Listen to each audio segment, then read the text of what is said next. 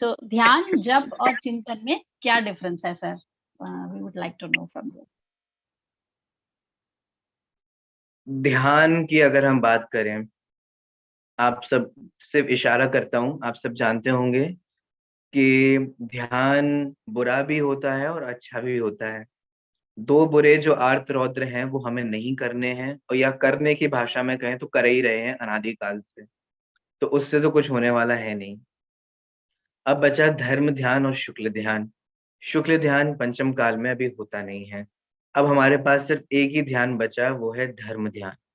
धर्म ध्यान के जो चार भेद हैं, वो चारों ही भेद, आप आज्ञा विचय, अपाय विचय, विपाक विचय आदि जो भेद हैं, उनको आप गहराई से देखेंगे तो आदरणीय दादा भी, डॉक्टर हुकुम चंद जी भारेल जी भी ये कहते हैं कि अक्सर ये जो चार ध्यान हैं, धर्म ध्यान के जो भेद हैं, ये मुख्यतः स्वाध्याय को लिए हुए हैं। ठीक है, विपाक विचय, कर्म के उदय का विचार करना, तो करणानि उगादि के शास्त्रों का, कौमटसार आदि ग्रंथों का अभ्यास करना, वो धर्म ध्यान। आज्ञा विचय, जैसे जिनेन्द्र भगवान की आज्ञा है उसका बारंबार विचार करना। अब अभी परीक्षा प्रधानी और आज्ञा प्रधानी वाला विषय चल रहा था, ये आज्ञा विचय धर्म ध्यान का भेद है। अब ये तो हुआ उन ध्यान की कैटेगरी के हिसाब से। एक जो अन्य ध्यान है जो इसी में ही शामिल हो जाता है, जिसका कनेक्शन हम आत्मानुभूति से ले सकते हैं, जिसका कनेक्शन हम सामायिक की अवस्था से ले सकते हैं। वो जो अवस्था होती है सामायिक की अवस्था, उसको हम ऐसा समझ सकते हैं कि ध्यान जो उस रूप है वो निर्विकल्पात्मक है। परंतु आप लोगों को मैं इशारा ही करूंगा, सब चीजें अभी नहीं बता सकता, लेकिन आप लोग देखना, रहस्यपूर्ण चिट्ठी में टोडरमल जी ने बहुत सुंदर विवेचन किया है कि कैसे कोई जीव विकल्प से निर्विकल्प होता है। तो चिंतन जो है वो विकल्पात्मक है। ठीक है, ध्यान जो है, जो हम अभी मेडिटेशन वाला, आत्म ध्यान वाला ध्यान ले रहे हैं, वो निर्विकल्पात्मक है। टोडरमल जी रहस्यपूर्ण चिट्ठी में कहते हैं कि आत्मा का ध्यान होने से पहले आत्मा का चिंतन चलता है। आगम से, युक्ति से, जो हमने आत्मा का स्वरूप समझा है, उस स्वरूप का बुद्धि पूर्वक चिंतन चलता है। कब? जब आत्मा का निर्विकल्प ध्यान होगा उससे पहले।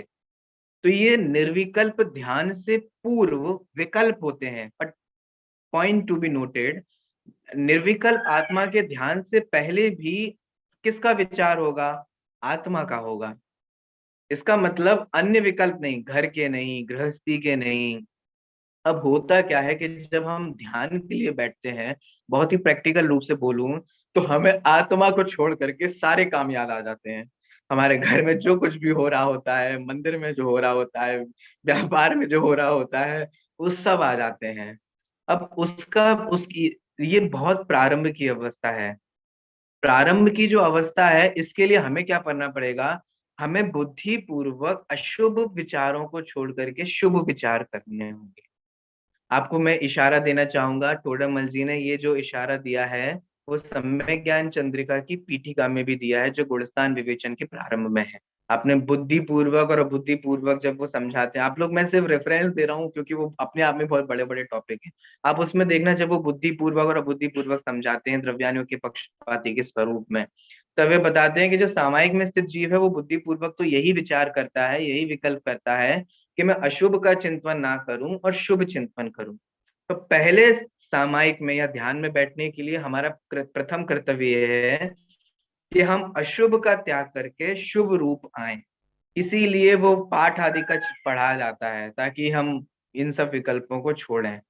फिर जब धीरे धीरे अशुभ का त्याग करके शुभ रूप आते हैं, फिर उस शुभ से भी जब हम आत्मा का विचार, चिंतन, मैं ऐसा हूँ, मेरा ऐसा स्वभाव है, मैं इससे भिन्न हूँ, अरे मैं अपने आप को इस रूप से मानता हूँ इसलिए दुखी हो रहा हूँ, इत्यादि विचार करते करते करते करते हम चलते हैं, तब कभी और कदाचित उस विचार की अवस्था में ही ये जीव निर्विचार होता है। निर्विचार तो मैं नहीं कहूंगा, निर्विकल्प हो जाता है। विकल्प से निर्विकल्प हो जाता है। ठीक है, और वो ध्यान की अवस्था में पहुंच जाता है, जिसे हम आत्मानुभूति कहते हैं। वो कब होता है? ये एक कंटिन्यूस प्रैक्टिस है। आपको ख्याल में होगा समय सार जी में अमृतचंद आचार्य देव और कुंद आचार्य देव कहते हैं कि भेद ज्ञान रूपी छेनी हमें चलानी होगी, चलाते रहनी होगी। कब तक चलाते रहनी होगी? जब तक सिद्धत्व की अवस्था नहीं हो जाती है। तो ये जो हमें भेद विज्ञान बुद्धि पूर्वक करना होगा। और ऐसे ही करते करते कभी, आप ध्यान से सुनना, मैं किन शब्द, कभी कभी कदाचित आप उस विकल्प से निर्विकल्प हो जाएंगे, और वही ध्यान की अवस्था है। बाकी जो अन्य स्वाध्याय रूप ध्यान है वो अलग है। जाप जो है, वो जाप तो सिंपल सी बात है कि जो हम स्मरण करते हैं माला आदि के माध्यम से या अन्य किसी निमित्त के माध्यम से, वो जाप कहलाता है। यह जाप भी होता है। ये देखो, एक सिंपल सा पॉइंट समझना, हमें अशुभ से बचकर शुभ में पहुंचना है। ये भी एक साधन हो सकता है। आपको ख्याल में होगा कि जैसे ज्ञानार्णव आदि जो ग्रंथ हैं, ध्यान के बहुत प्राचीन ग्रंथ हैं, ज्ञानार्णव है, अथवा आपने द्रव्य संग्रह पढ़ा होगा अगर आप लोगों ने कंप्लीटली, तो वहां उससे पहले जो ध्यान आते हैं, रूपातीत ध्यान इत्यादि जो ध्यान आते हैं, है ना, रूपस्थ रूपातीत इत्यादि ये सब ध्यान आते हैं। इसमें बुद्धि पूर्वक अरहंत परमेष्टि का, सिद्ध परमेष्टि का, आचार्य परमेष्टि का ध्यान किया जाता। अब ये सब क्यों होता है? वो ये सब विकल्पात्मक है, बच मन की क्रिया है। लेकिन ये इसलिए है ताकि हम और आप जैसे लोग जिनका विकल्प और मन इधर उधर दौड़ रहा है ना, ये घर के और इनके, उसको सीमित करने का उपाय है। हम कैसे करें?